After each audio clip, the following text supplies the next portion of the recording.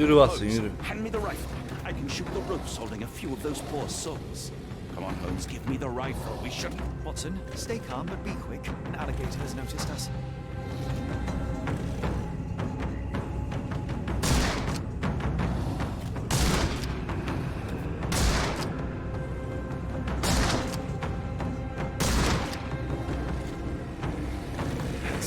That's vicious. That's nature, Watson. Let's try not to annoy them. Sign of arson. If not, let's push on.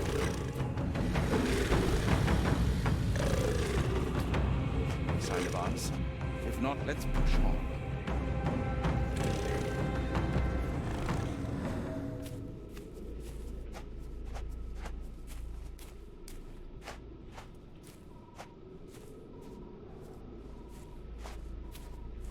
Adam seni acayip korkutsam var. Bayram videosu olarak tutuyorum kendimi.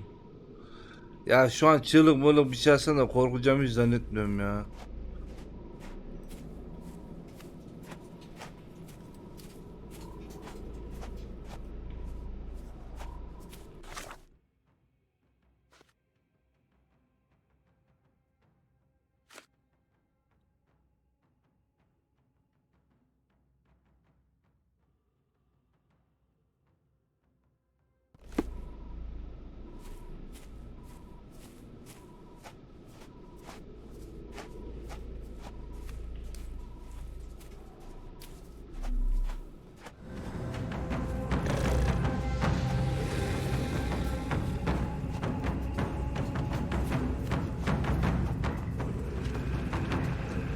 Ya ona çok korktum da. Ya şu kriptonun olayına çok üzüldüm ya.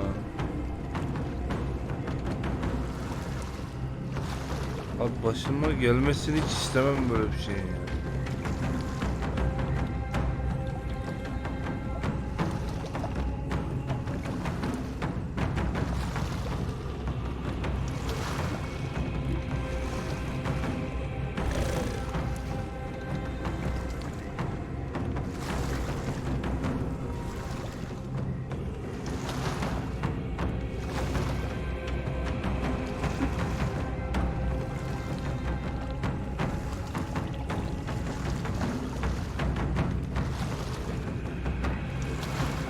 That pier looks promising over there, Watson.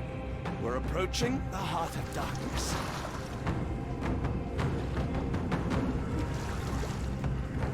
Bizim ülkede adalet maalesef yok abi. Ben daha bugün kendi avukatımla görüştüm. Yani sigorta şirketten biraz para aldıydık. Devamını adamlardan alacağız. Hala uzuyor. 10 yıl olmuş, 10. 10 yıldır ben adamlardan bir şey almaya çalışıyorum. Böyle ülkenin içine sıçayım.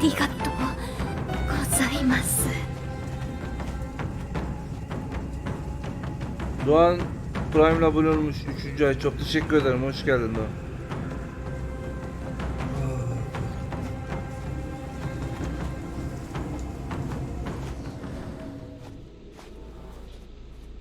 Daha çok kan hala hayatta mı?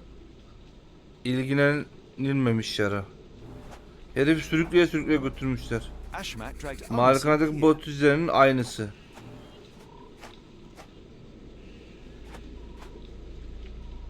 Lan ne diye başladık, nereye geldik?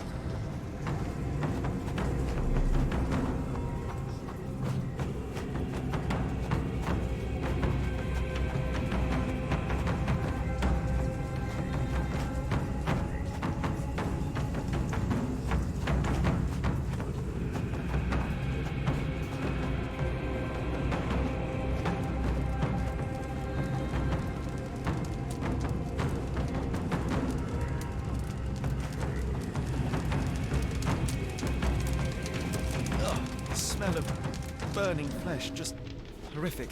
Keep away from it. Focus on our task, so we may Fiery certainly Farklı hold this boyutta behind. dönüşlerek geç kapı.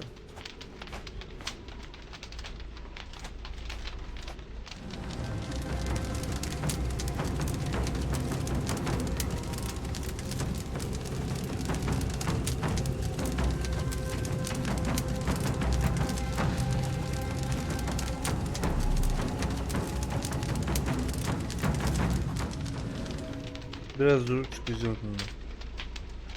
Öf. Abi çok geçmiş olsun ya. Thankfully, it's not arneson. Thankfully, it's not arneson. This is not arneson, just another unfortunate soul. Thankfully, arneson isn't among the dead. The hand tied here was bleeding in 4 places. This had to have been arneson.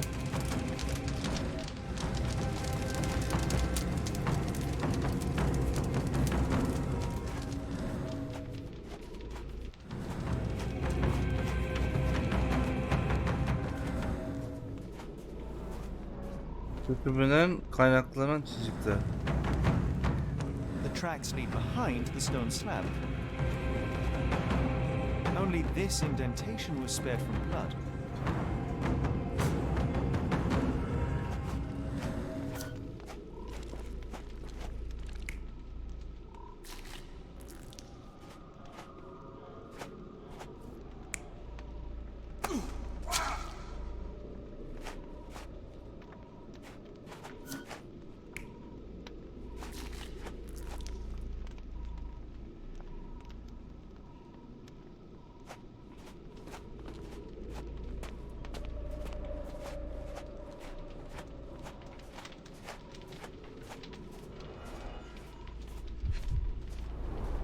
The bloody handprint on this stone lacks 4 fingers. The victim's left hand clawed at the soil. The bloody handprint on this stone lacks 4 fingers. 4 parmak eksik mi? Koparmışlar mı adamın parmağını? Sunken heels, the result of dragging a heavy body.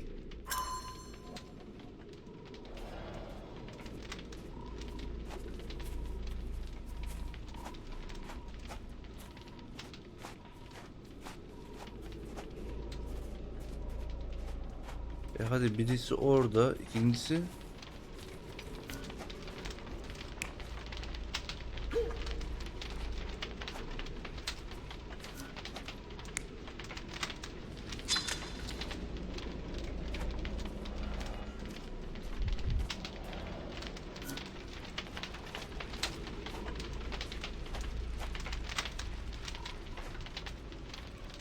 muhtemelen bu şekildeymiş.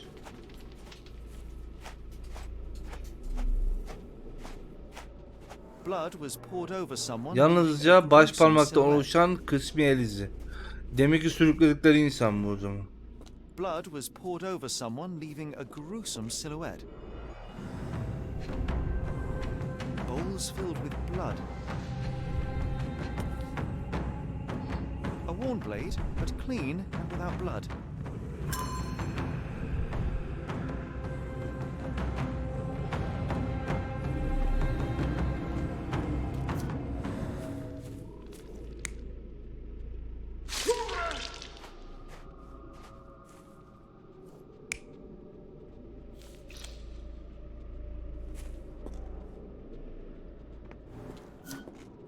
Bence de içiyorlar.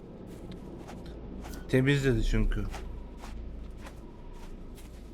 Bir tanesi orada. Bir tane orada var. A heavy weight scored impressions in the ground 1 inch deep. The wood is swamp cypress, endemic to the area. The initials EA are embroidered with silk thread. The prisoner's clothes tossed aside.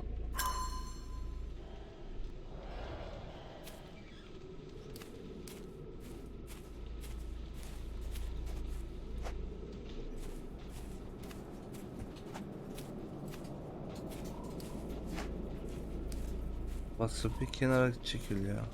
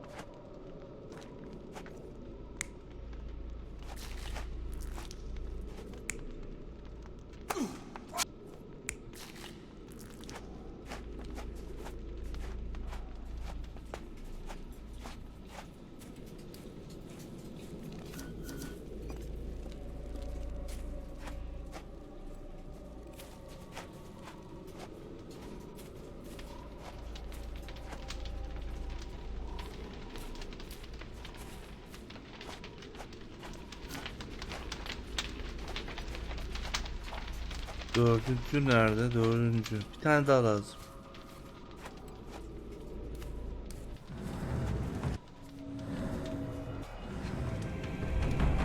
Days old and rotten.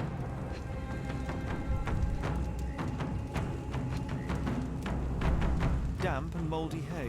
The prisoners were kept like animals, slowly deteriorating under the gruesome treatment.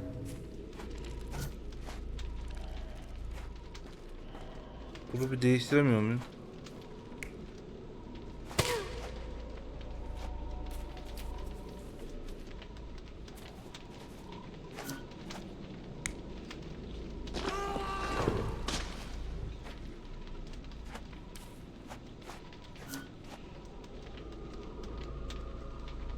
Bir onaylayalım bakalım.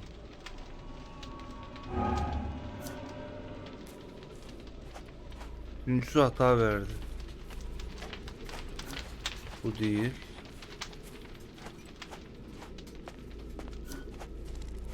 Bu da değil.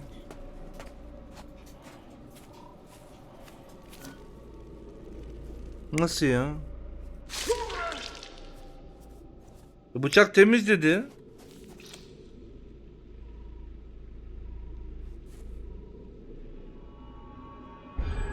Arneson was held captive in this cage until his abductors tied him to a cross and dragged him to the bonfire. Arneson was left hanging here for a while before being freed and led to the altar. At the altar, Arneson's captors performed a ritual on him and poured blood over his head. With Arneson now prepared, he was escorted to the sealed entrance. They used the mechanism with an indentation to open the passage.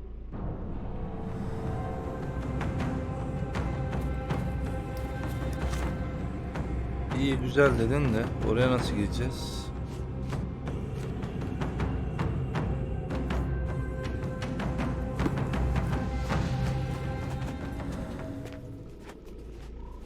The tracks lead behind the stone slab.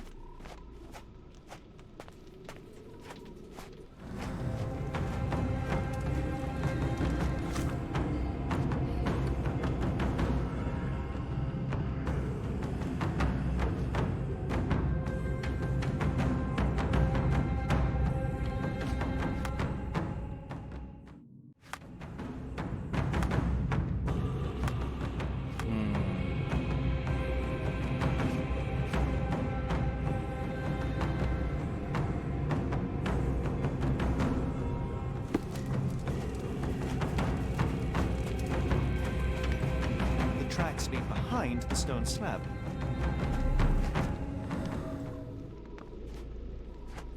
Buradan nasıl geçeceğiz?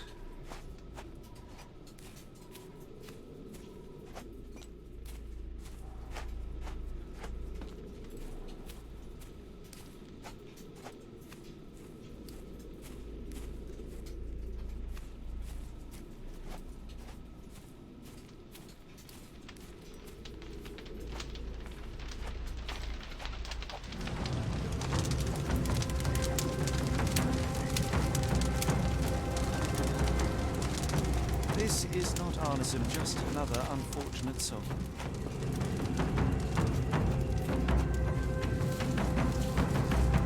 Heavy and covered in blood.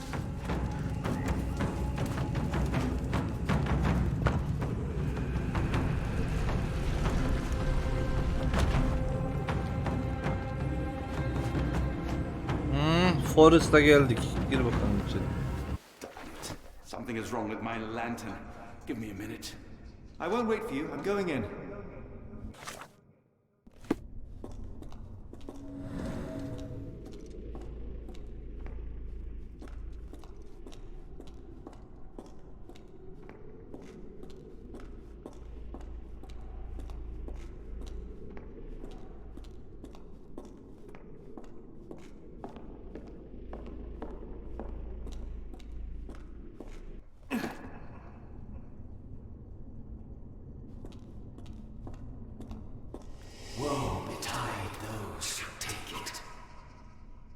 Bunu alanlara lanet mi olsun?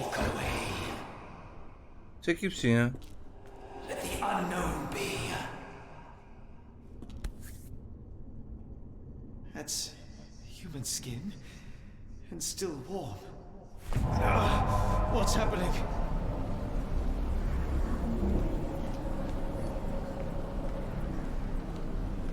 Beni uyardılar, ben dinlemedim. Murat hoş geldin.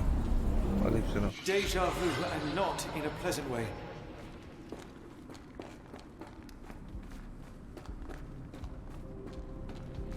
Gene buraya mı geldik?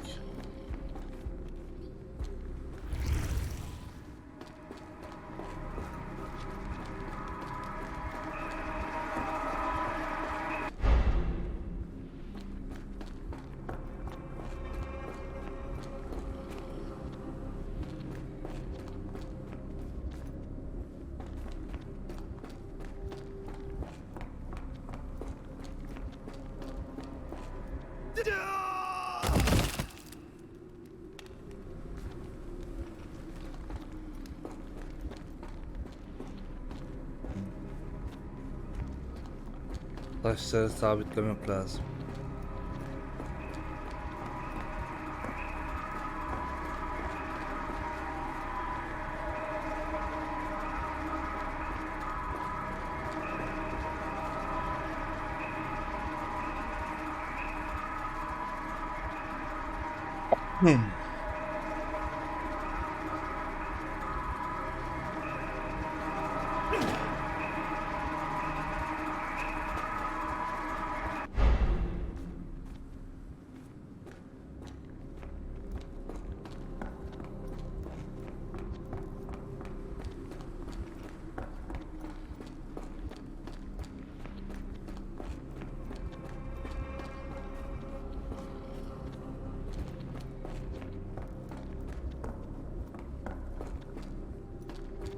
Orada neden bir gemi var? Ha, şimdi burayı hallettim. Aynadan geri geçip öbür taraftan mı geçeceğim? Yo.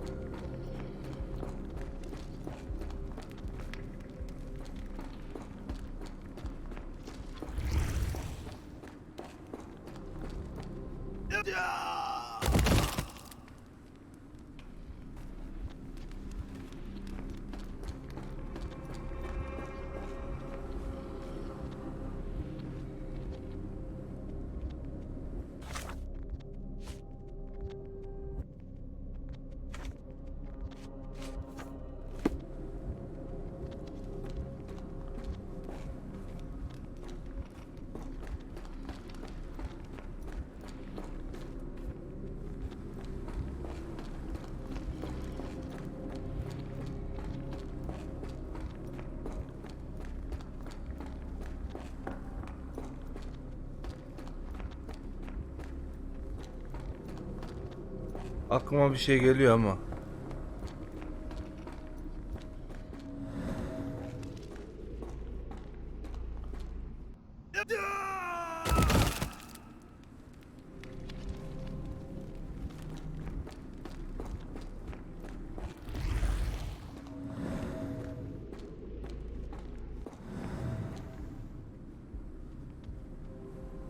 Hayır ya. Öf. Biliyordum böyle olduğunu ya.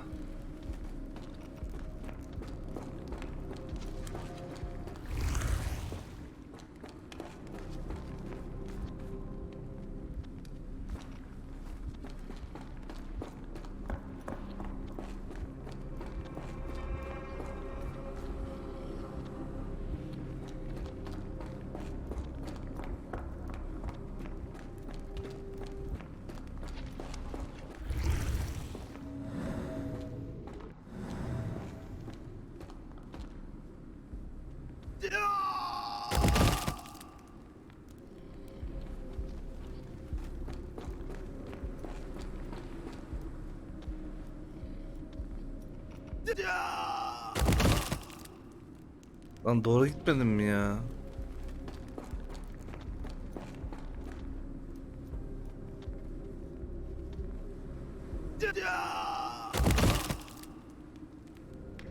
Tamam, oraya dönüp oradan sola dönmem lazım.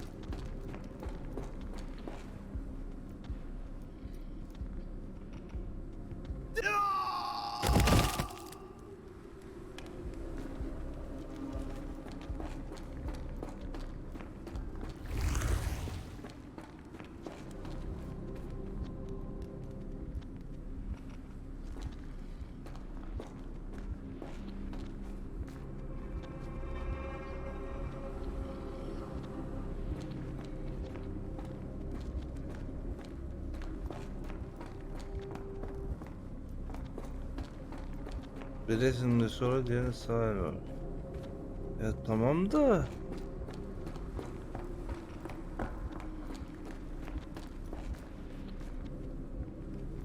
O zaman sonuna doğru gideceğim sonra.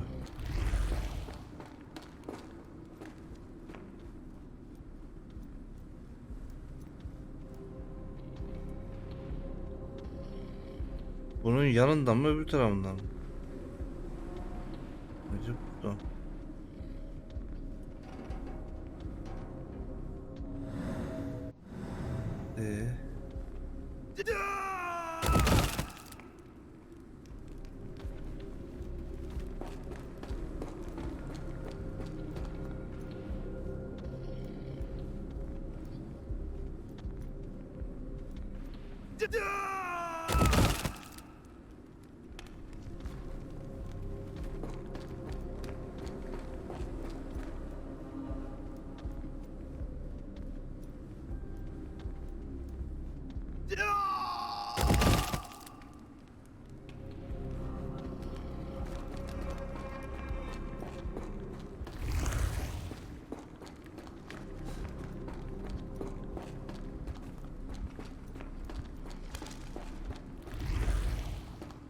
Yo, diğer tarafa göre tersine. Ama işte tersini çözene kadar.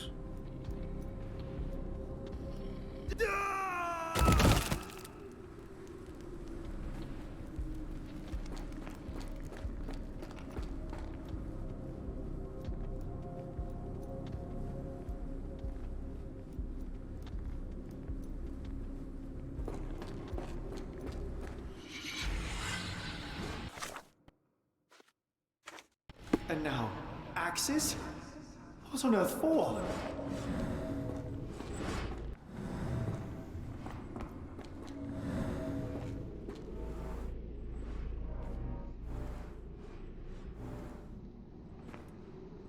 Aa, bunlar o çizgiler. Hatırladım bunları. Burada kapı var. Peki.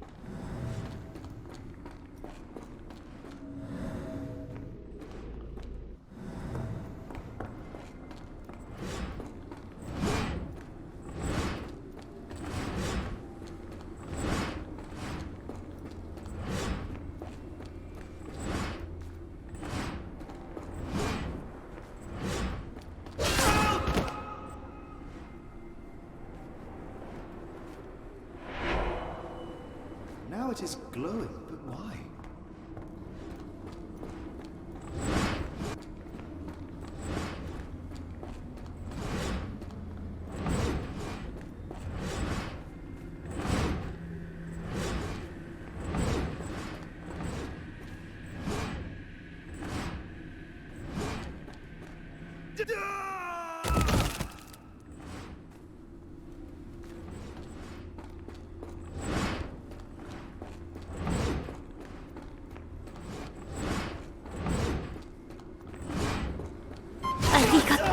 Tilda hoş geldin. ございます。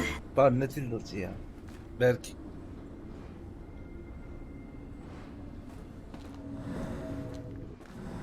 Bu niye parladı? Ben gittim öldüm diye mi parladı bu?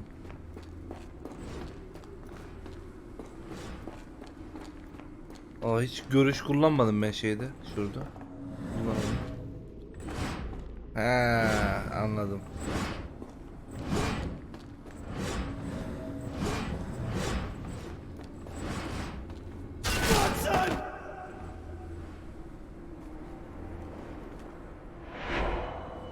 Yes. There's that glow again.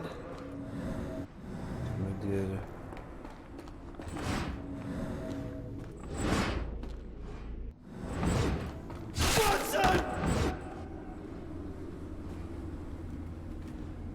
Sekizinci abone. Ne? Yeni gözüktü.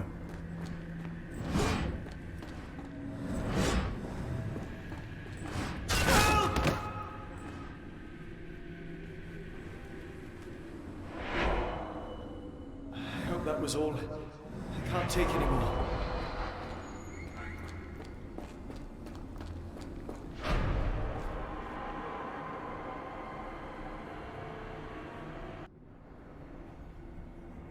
At last, the lantern's working again.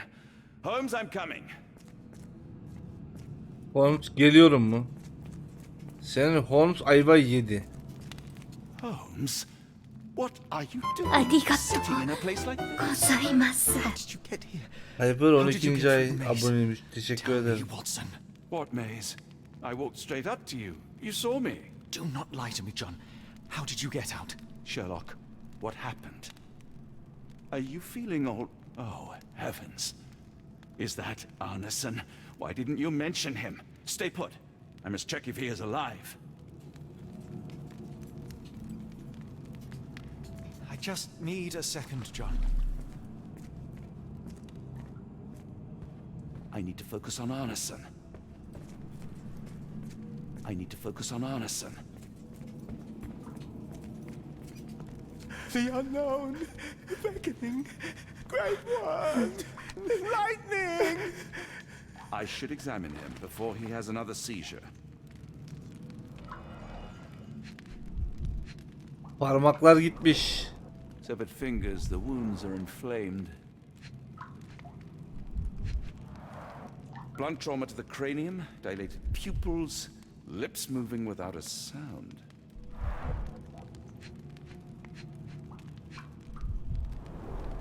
Cold sweat. 2, no, 3 ribs fractured.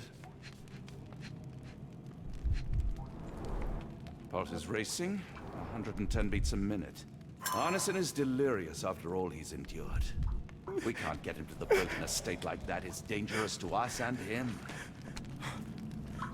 Oo, şeydeki önceki cesetten çıkan içinden bir dünya patlamıştı. Balıklar onlar. Sherlock? The walls are spinning. Let me catch my breath.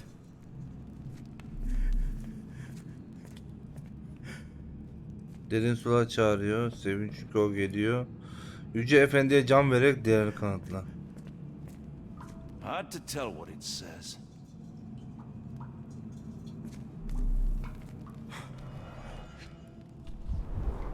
This is Dwale, induces sleep and relaxation. A gluey decoction. The smell is herby but sharp. It appears burnt, judging by the color.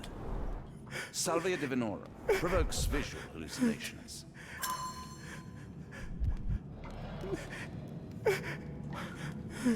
Dur lan bırak.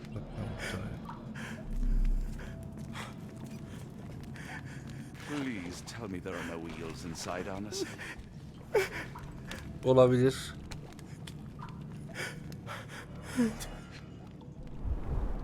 Pokeweed berries, though they appear harmless, the whole plant is lethal. Some kind of amanita mushroom, extremely poisonous. Pharmacopoeia, listing drugs, effects, and directions for use. Eczacı Kılavuzu, Eczacı Kılavuzu nasıl öldürmeden tedavi edilir? Bu kitap yetkin bir eczacı olma yolculuğunda sana yardımcı olacak. Bir maddenin her damlası, kırıntısı veya tanesi hasta bir insanı hayata döndürebilir. Ama o dikkatsizce verilirse o kişiyi öldürebilir de. Neyin yardımcı, neyin öldürücü olduğunu bilmek çok önemlidir. Her bölümde eczacılıkta kullanılan her maddenin kısa bir açıklaması yer almaktadır. Unutma, sabırlı ol, başkalarının hatalarından ders çıkar. Bu da güzelmiş. Odorless, watery, and hard to identify.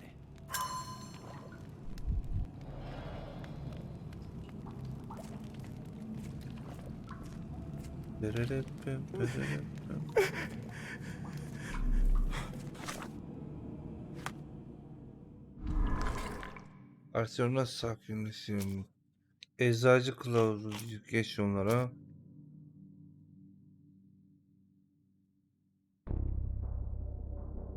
Uyku değil.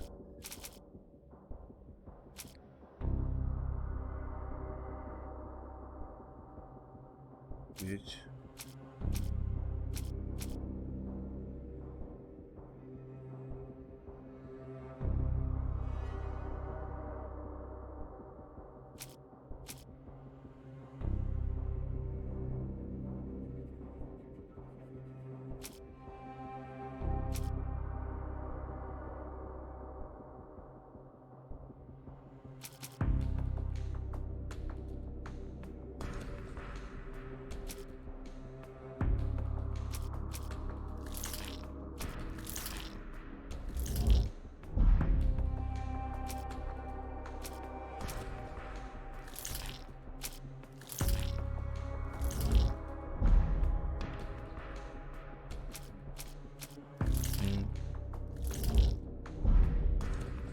Bilinmeyen kardeşim bir yapıştırayım, adam iyice kafası 1 milyon olsun.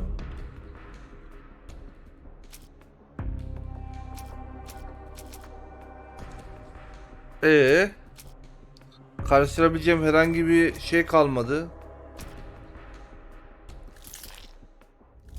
Ders mi çıkar? Hiç işim olmaz.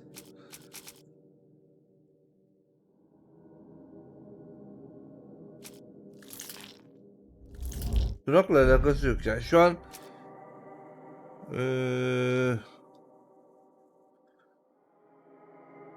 bununla neyi birleştireceğim? Kafes yok. Fotoğrafla gerçi fotoğrafını göstersem. Yok, olmadı.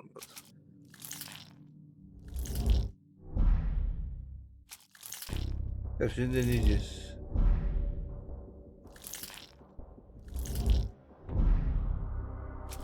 Muhtemelen dışarıda bir tane daha ipucu bulacağım ya.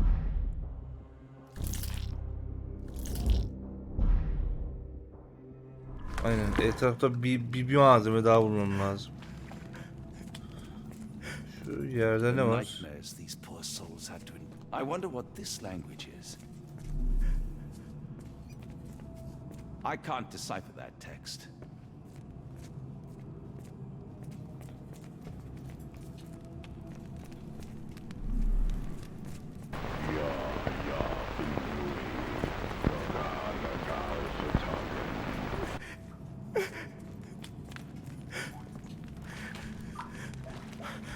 Buna verecek başka hiçbir şeyim kalmadı ki. Birleştirebilecek bir şeyim yok. Book.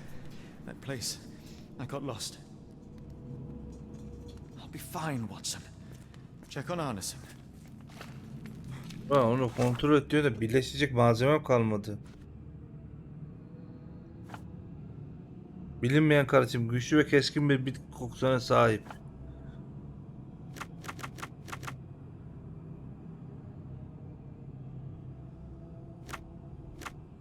İlaç, kıvam.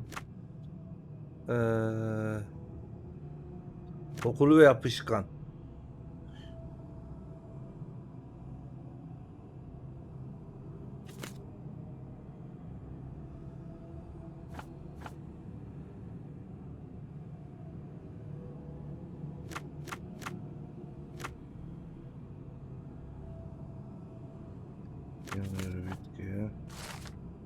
Destek attım lan. Ayakusa, Amazon havasındaki ayinlerde kullanılan kahverengi renkli bir macundur. Görsel ve istihar halüsinasyona neden olur. Güney Amerika'da ortaya çıkan bu karışımın ana maddesi Yage isimli bir yerel bir bitkidir. Tamam. Diğer zehirli bitki arasında ne olduğu belli olmayan bir sıvıyla dolu şişeleri de var. Şeffaf sarı renkte, kokusuz. İlaç. Bir dakika. Lan demek ki buldum değil mi bu? Ya ne öyle geliyorsun? Aklımız gitti. Ha yok, şeffaf sarı renkte, kokusuz. Kokusuz. Sıvı. Zehir. Yes. Kitap kur diye başarımı aldık. Su iç kendine mi gel? İçelim. İran zehri genellikle sarı su gibi görünür. Kirlilik veya köpük içermez. Seyretilmiş veya başka maddelerle karıştırılmış birkaç damla yılan zehri kas gevşetici olarak kullanılabilir. Her 36 kilo için bir damla yeterli olacaktır. 36 kiloya bir tane damlatıyorsun ve kas gevşetici mi oluyor? Yok ya besin.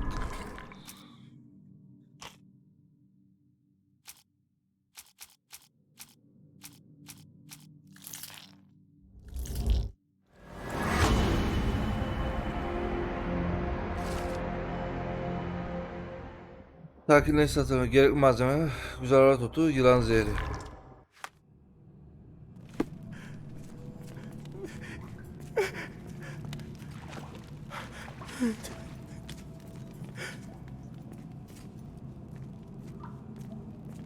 Bir dakika, diğer şişeler neredeydi? Şurada.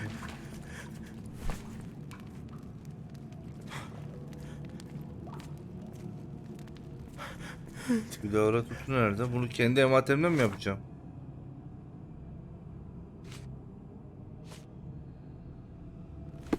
Yılan zehri. Please tell me there are no wheels inside Anderson.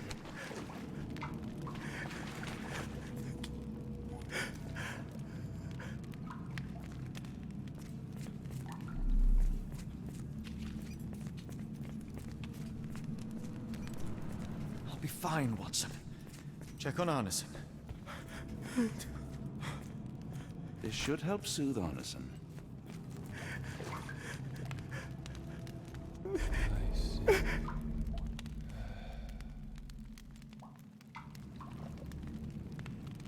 I need some fresh air. Yes, please go. I'll be right behind you with Anderson. Perhaps you can prepare the boat. Dur. Benim demin aldığım kitap nereye gitti?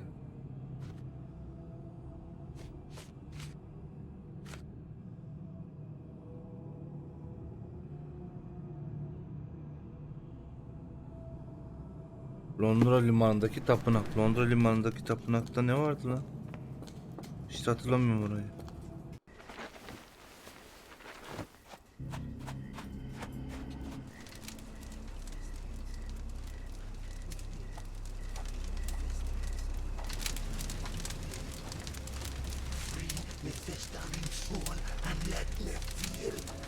Free me festering soul and let me feel. Eyes without purpose and now see the truth. Tear me mind from me flesh, score me festering soul. Phantoms of nothing, we are born to die. Filth in the eyes of our eldritch lord.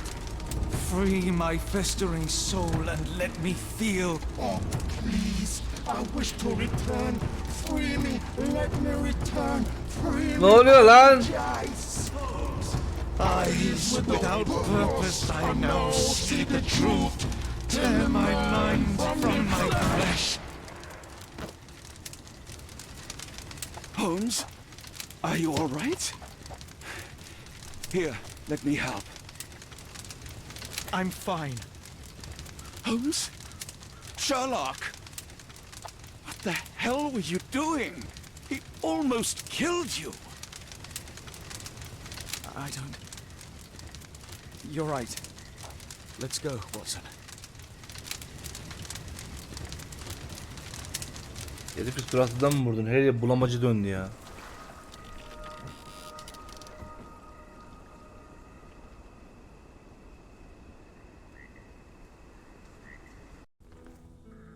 Bon Dieu! Still among the living. We are, though not for lack of trying by the sheriff. Well, he'd been telling people you died in the swamp despite his trying to save you. Crooked man. Through and through. Wait, is that Mr. Arneson? Yes, but he's not well. You know Lucy. Belle from the nymph? That I do. Please bring her here. Mr. Arneson needs to see a familiar face if he's to have any chance of surviving. Power of the heart. I get you. Wait here. Errol? Oh, Errol! Reckon we should give him space. Farewells are painful. No, tell me that's not true. Watson, Mr. Arneson has endured a lot. Lost 4 fingers, a lot of blood, and some of his sanity. But with rest and tender care, he ought to survive those injuries, both physical and mental. Thank you, Johnny. I'll take care of him. Thank you for bringing him home to me. We'll be all right. Are you quite certain? Do you have the space? The resources? I will stay with him at the mansion. It is not a burden to take care of your love. His property is in quite a state. It may not be the best place for Her recuperation. tarafta ölü ceset var. Champagne will see it sorted. Then it's settled. Hear that, Errol?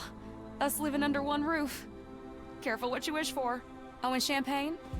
I'm about sick of watching that sheriff run riot through New Orleans. We ought to talk. Funny, I was just thinking that grub did nothing to save your man. Together, I reckon you, me, and Errol have the sway to make some changes around here. I like the sound of that. Holmes, our boat. Oh, we must make haste. Farewell all. Take care. Kimse yalnız yaşayamaz diye başarım verdi.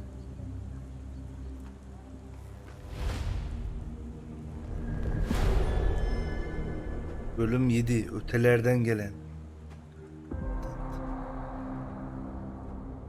Londra.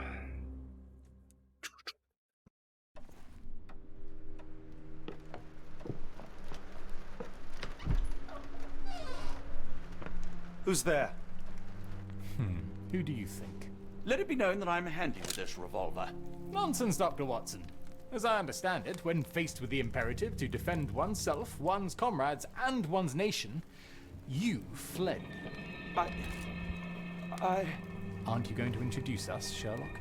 Watson, meet my brother Mycroft, the Queen's best boy. This is a good augury indeed, for wherever Mycroft travels, tedium surely follows.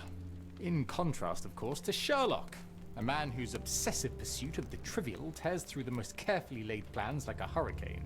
Do you have any idea what you have disrupted? Your ego is inflated as much as your waistband. What word comes to mind? You work for the government? International trade is a delicate beast. Your antics and Edelweiss have jeopardized one of the Crown's richest relationships. Oh dear. As rich as all the butter you've been slathering on your bread? We need your help. What? There is evil afoot. Strangeness and savagery like I have never seen.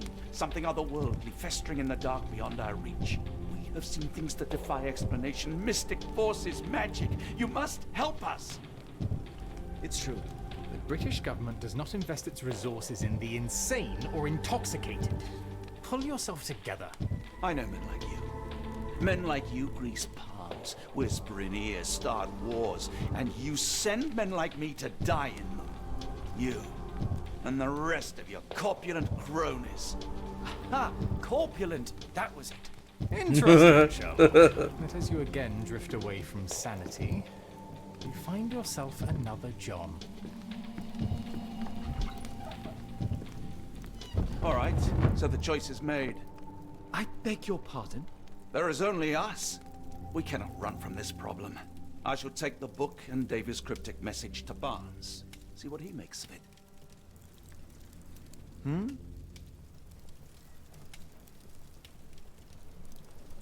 Benim gözlerim gidiyor ya.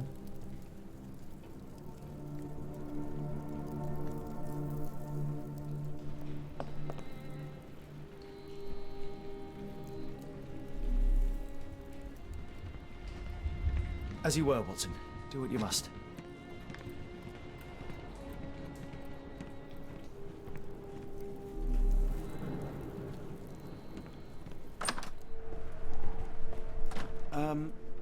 Am I mad? This painting wasn't here last time, was it? Another sinking near Scotland. By the strand for all the details. Lan bu velet yağmurlu havada her yerde bunu ya. Ver lan. Oh, thank you, sir. Hiç bıkmıyor ya. Sürekli satıyor. Yüzyılın fırtınası. Birçok kişinin şimdiden yüzyılın fırtınası olarak adlandırdığı fırtına geçtiğimiz 2 hafta boyunca Lochaber'in kıyı şeridinin batısında şiddetini arttırdı. Yetkililer fırtına şiddetinin arttığına dair işaretler karşısında alarma geçmiş durumda. Fırtına denizciler ve denizcilerin yaşamına zarar vermeye devam ederken 34 geminin kaybolduğu bildirildi. 34 gemi ne lan? Bu makale baskıya girdiği sırada bile yüzlerce denizcinin hayatı tehlikede ve denizcilerin doğa koşullarıyla mücadele sürüyor. Ne yazık ki Kraliyet Donanması arama ve kurtarma ekiplerinin tehlikeli koşullar nedeniyle herhangi bir arama çalışması başlatması mümkün değil. Majesteleri Kraliçe Victoria kıyılarımızda yaşanan krizle ilgili olarak bakanlarıyla acil bir toplantı düzenledi ve dünya geneline daha düşük öneme sahip benzer olayların meydana geldiği öğrenildi. Bir diğer haber ise isminin baş harfleri A, L olan Fransız bir hırsızın Scotland Yard ile oyun oynadığı yer alıyor. Bu neymiş? New Orleans yakınlarında nehirde bulunan kitap sembolleri işaretlenmiş bölümüne ayrılmış. Bunlardan bir nehrin etrafında bir yerde, bir diğeri de Londra limanının alttaki sunağın yakında bölümü. Kitap anlaşılmaz bildi. Bu bizim şeyden aldığımız kitap. Devi tarafından deşifre edilen mesaj Elspeth'e gönderilmiş. Mesajda şöyle yazıyor. Fırtına başladığında gemilerin battığı yerde Stevenson'un yol gösterisi ışığında tüm seçeneklerin sonunu muhtemelen şeyden bahsediyor. Deniz feneri hakkında bahsediyor ama şurada bir mesaj var. Bunu bir işaretleyelim. Bunu sorarız. Elspeth'e gönderilen şifreli mesajda ne yazıyor? Tarikat lideri kim ve amacı ne? 2 yeşil bir mavi. Nehrin lanetli kitabı.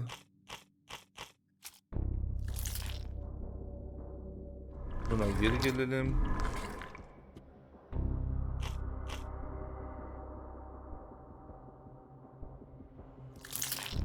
Üç tane yeşil. Yavaş yavaş çözeceğiz. Malikanesi, barış kitapçısı. Get the strand, get the true facts. Benim nehire gitmem lazım da bir dakika.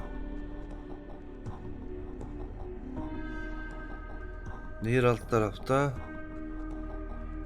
Barnes sokağı, ben buradayım. Evden çıktım. Evden çıktık. Sola döndük.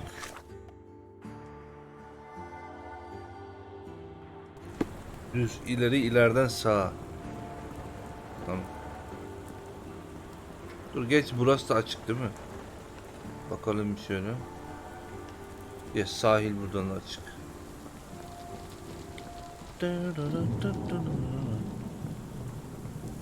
Aleykümselam Thomas, hoş geldin.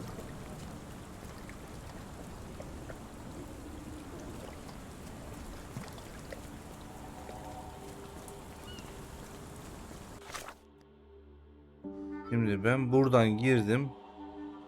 Buraya geldim, burası kapalı. Burada ileriye doğru kapalı.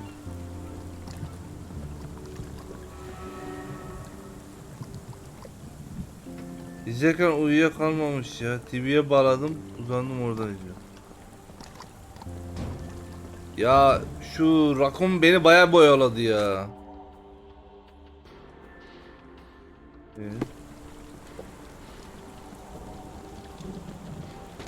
Anladım.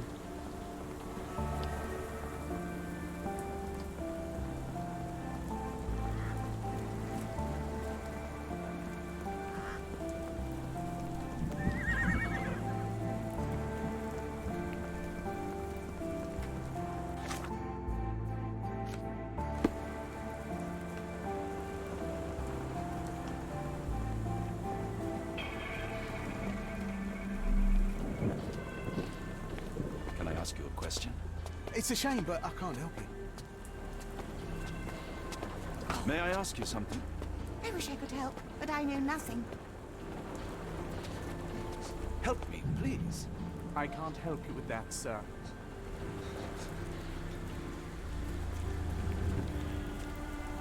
Merhaba dayı. Can I ask you a question?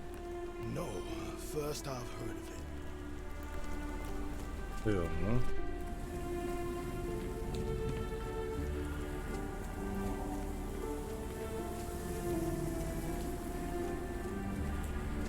Burası kilitli diye açılmış. Açılmış da bana mı açılmış? Döndüm dolaştım aynı yere geri geldim.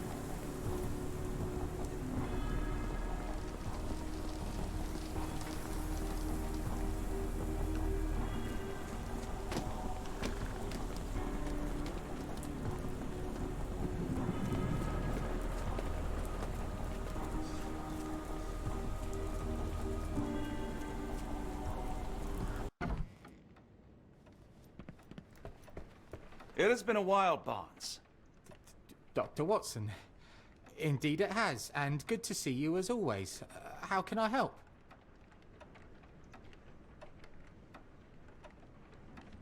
Mutlu Someone görünüyor. is full of pep. Oh, yes. Mr. Holmes, he was quite the inspiration. Last time you were in town, he offered me some stirring advice, which I have since acted upon. Holmes is nothing if not provocative. Indeed, the thorny truth is often hard to hear, but it did the job, and now my heart is full. I'm glad to hear it. Much obliged, Doctor. Değil misin? Kılavuz feneri. Barnes, does Stevenson's guiding light mean anything to you? Well, my mind first goes to Robert Louis Stevenson, an up-and-coming author. I've been following his work in the periodicals. Interesting man. I take it his literary pursuits are somewhat of a deviation from the family business. What makes you say that? He wrote a poem. Let me see if I have it still. Yes. Say not of me that weakly I declined the labours of my sires, and fled the sea, the towers we founded, and the lamps we lit. The labours of his sires. I wonder what they do. I have a book on great British families. If the Stevensons have achieved anything of note, they will be in there. Please, feel free to take a look. It should be on the shelves to the right. Much obliged. Last time we met, you mentioned your knack for translating occult texts. I was wondering if you could help me with this book. Certainly, Goodness. Where on earth did you procure this grimoire? That's a long story. What do you make of it? It seems to describe pagan rituals, ancient deities. Wow, what a marvel. I can try and translate it for you. Kitabın cildinin insan derisi olduğunu öğrense nasıl tepki verir acaba? This section really. Entity of ocean or time. Oh my. Oh, already on it, as you can tell.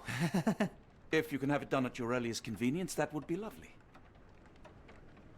Da buna mı verdik? A moment, please. Spellbinding pages.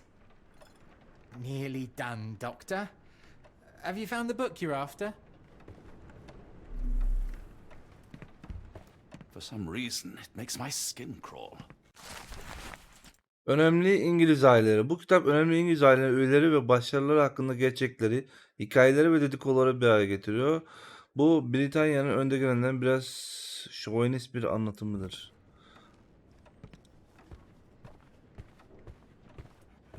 Take care of your master. Son dediğim gelmedi değil mi yayına? Böyle sessiz söyledim ama inşallah gelmemiştir. Banman yedik sonra. The dreamer's hidden daughter awakens in the flood. That sounds ominous. Don't worry, I'll get to the bottom of it. You won't leave without the answers to your questions. Don't worry, I'll get to the bottom of it. You won't leave without the answers to your questions. Şey kalmadı ki. Öpücük ne yapıyorsun?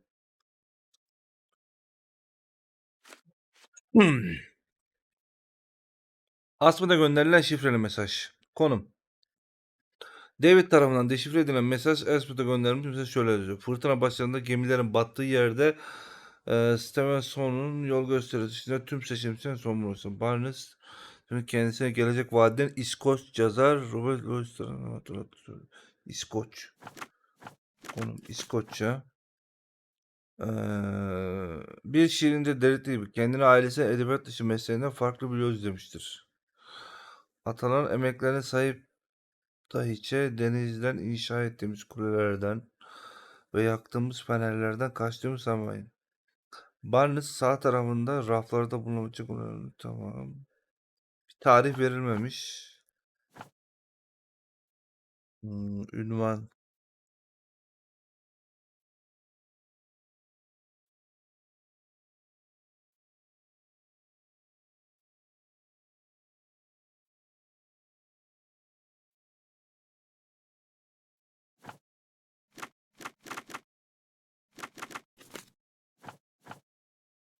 Dönemi bilemedik ama 1700 desek yok. Dönemle ilgili değil o zaman.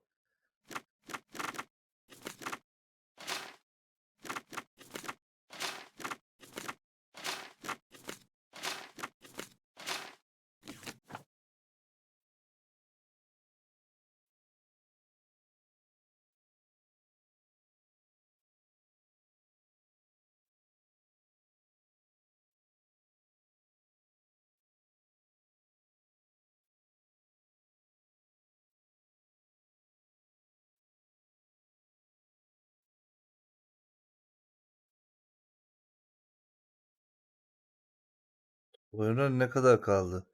Şu an 7. bölümdeyiz. Bundan sonra bir bölüm daha var.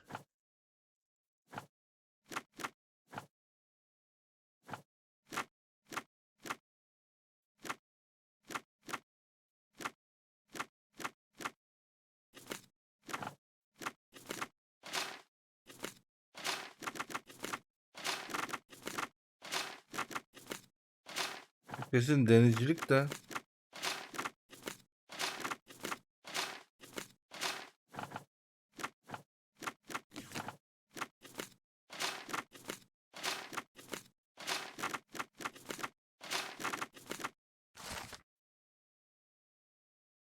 ...1800'ler. En önemli İngiliz aileleri adlı kitapta İskoçya'nın tamamına yayılan deniz fenerleriyle ünlü Stevenson'dan kısaca bahsedilmektedir. İlginçti ki soy ağacında ilk Stevenson en sonuncusu olan yazar Robert Louis Stevenson ile aynı adı paylaşmaktadır. Bedrock deniz fenerinin 1810 yılında inşa edilmesinden bu yana Stevensonlar denizcilik sektöründe mühendislik başarılarıyla İskoçya'da derin izler bırakmışlardır. Deniz fenerleri ister Robert Stevenson ister oğulları Alan, David ve Thomas tarafından inşa edilmiş olsun, İskoçya'nın kıyı şeridindeki denizciler kendilerine refah ve güvenlik sağladıkları için bu hanedana minnet borçludurlar.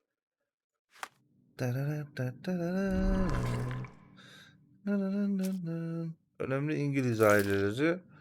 Yeşil.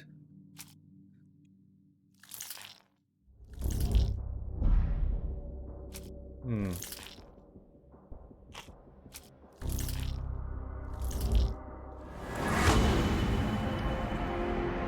Roç haberin Espet'e gönderilen şifremizi. Mesajda tarikatın Stevensonlar tarafından inşa edilen İskoçya'daki Loch Haber'in batısındaki bir deniz fenerinde buluşacağı belirtiliyor.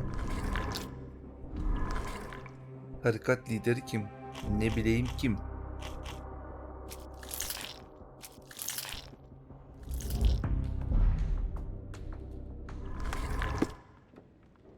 Sonraki olay. Şöyle. Say, do you possess coastal maps of Scotland? Indeed. Have you figured out what the Stevensons are known for? Feats of lighthouse engineering. You have my thanks for the book. My pleasure, Doctor. Do you need any particular part of the coast? Loch Harbour, west coast. Right then, I'll unroll it on the desk. All yours. In the meantime, I will attend to my translation. Much appreciated.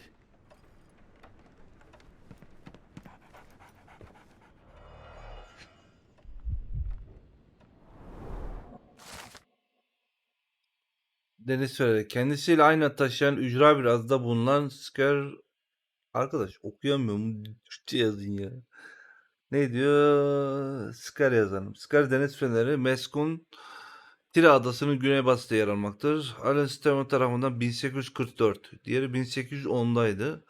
Yılında tasarlanan ve inşa edilen kule, imparatorluğun işçi ve mühendislerinin hayatı denizciler için daha güvenli kılma kararlılığının bir kanıtıdır. Deniz fenerinin inşası 6 yıl sürmüş. Ve çok sayıda insan tehlikeli kayakların tepesinden bu granit güvenlik fenerini inşa etmek için hayatlarını riske atmıştır.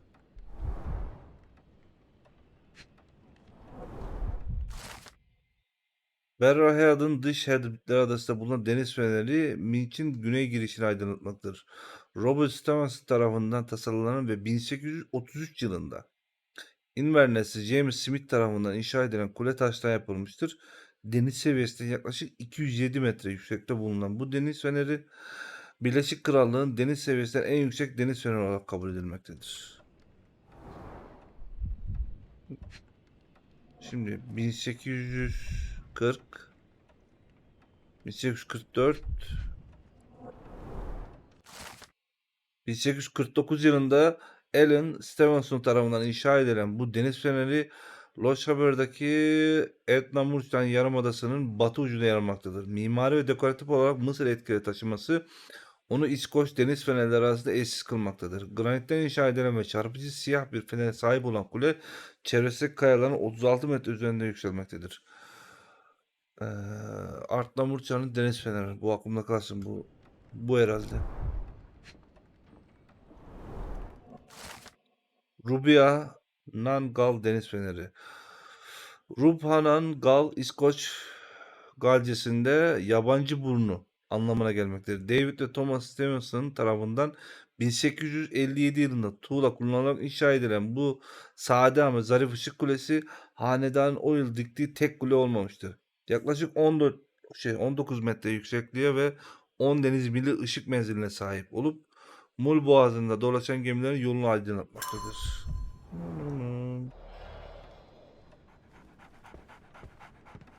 Doctor? Ne bulduğuna bak. Bakacağım bir dakika.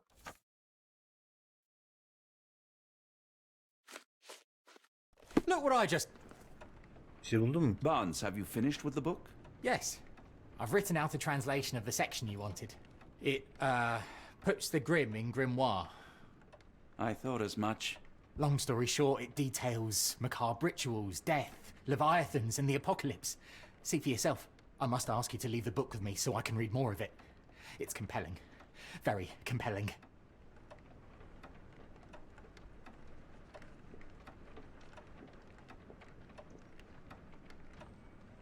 Adam bana her şeyde yardım ediyor. Ama kitabı da götürmem lazım. I don't think that would be wise. Please give it back. That said, I remain grateful for your immeasurable help. Oh, how disappointing. I hope you will consider lending it to me in the future. Good day, Doctor. A fascinating book. Thank you for the opportunity, Doctor. Ya bak böyle iyi adama veresim geliyor ama bize lazım o kitap, götüreceğim.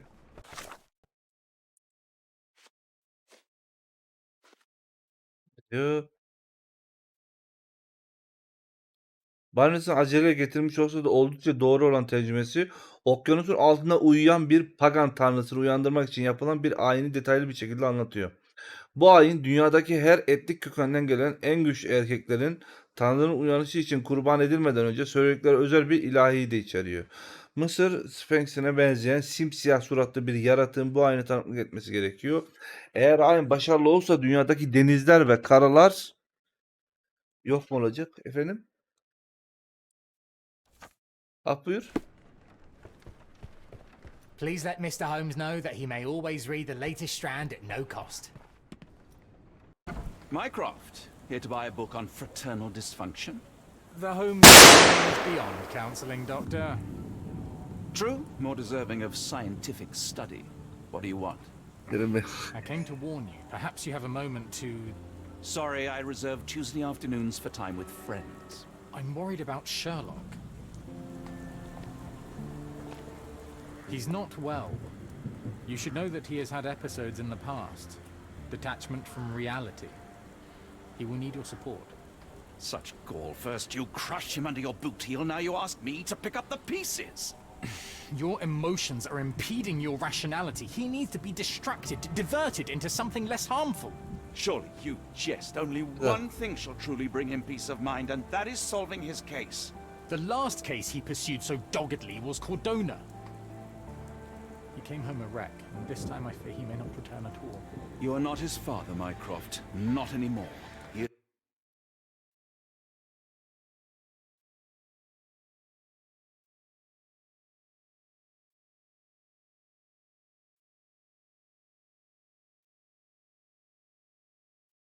What is it?